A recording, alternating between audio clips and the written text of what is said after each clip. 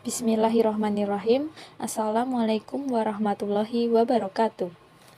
Di sini perkenalkan, nama saya Nur Hafifah Ramadhani, NIM 192121175 dari kelas HKIF, akan menjelaskan sosiologi hukum tentang hubungan antara hukum dengan masyarakat.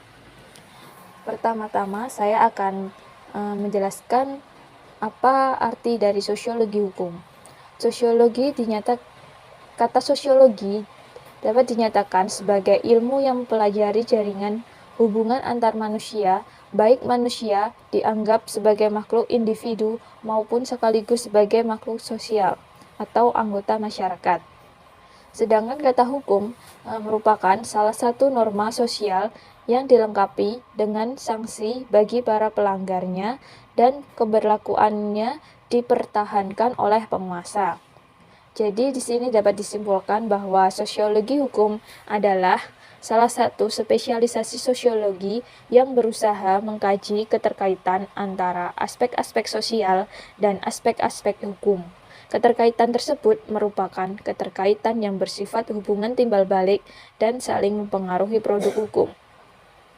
Sedangkan pengertian dari masyarakat itu sendiri adalah sekelompok manusia yang terjalin erat karena sistem tertentu, tradisi tertentu, konvensi, dan hukum tertentu yang sama, serta mengarah pada kehidupan yang kolektif. Masyarakat juga dapat diartikan sebagai sekumpulan manusia yang karena tuntutan, kebutuhan, dan pengaruh keyakinan, pikiran, serta ambisi tertentu dipersatukan dalam kehidupan yang kolektif. Sistem dan hukum yang terdapat dalam suatu masyarakat mencerminkan perilaku-perilaku individu karena individu-individu tersebut terikat dengan hukum dan sistem tersebut. Di sini saya akan mengambil contoh kasus di kehidupan sehari-hari, yaitu tentang pelanggaran lalu lintas. Sebelumnya, saya akan menjelaskan terlebih dahulu tentang pelanggaran lalu lintas. Pelanggaran lalu lintas adalah perbuatan yang bertentangan dengan lalu lintas dan atau peraturan-peraturan pelaksanaannya, baik yang dapat ataupun tidak dapat menimbulkan kerugian jiwa atau benda dan juga kematian berlalu lintas. Pelanggaran lalu lintas juga sering disebut dengan istilah tilang, yang merupakan ruang lingkup hukum pidana yang diatur dalam Undang-Undang Nomor 22 Tahun 2009 tentang lalu lintas dan angkutan jalan. Salah satu bentuk pengendalian sosial yang efektif bagi masyarakat dalam menggunakan lalu lintas dan angkutan jalan adalah peraturan lalu lintas, yakni Undang-Undang Nomor 22 Tahun 2009 yang dijabarkan lebih lanjut dalam Peraturan Pemerintah Nomor 41 hingga 45 Tahun 1993.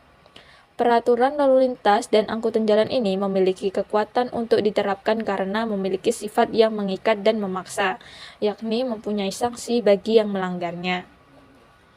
Dari pelanggaran lalu lintas yang hubungannya dengan masyarakat dapat dicontohkan seperti yang pertama yaitu menerobos lampu merah, dan yang kedua tidak menggunakan helm saat berkendara, dan yang ketiga tidak menyalakan lampu kendaraan. Yang keempat, tidak membawa surat kelengkapan berkendara. Yang kelima, melawan arus atau kontraflow. Dan yang terakhir, melanggar rambu-rambu lalu lintas. Dari contoh kasus yang sudah saya jelaskan tersebut, dapat disimpulkan bahwa sosiologi hukum dapat membahas tentang hubungan antara hukum dengan masyarakat, mempelajari secara analitis dan empiris pengaruh timbal balik antara hukum dengan gejala sosial lainnya. Dan kegunaan sosiologi hukum dapat sebagai berikut, yaitu memberikan kemampuan-kemampuan bagi pemahaman terhadap hukum dalam konteks sosial, dan mengadakan analisis terhadap efektivitas hukum tertulis, yakni bagaimana mengusahakan agar suatu undang-undang itu dapat melembaga di masyarakat. Mungkin